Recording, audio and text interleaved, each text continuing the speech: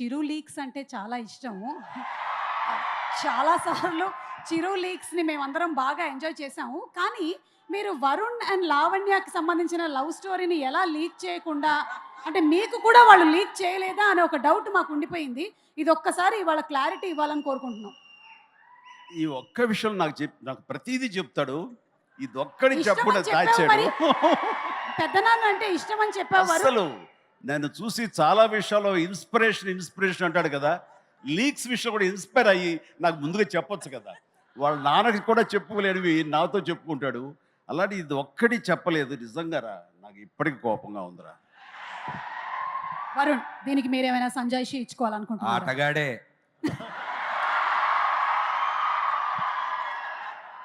అది గౌరవంతో కూడిన భయం.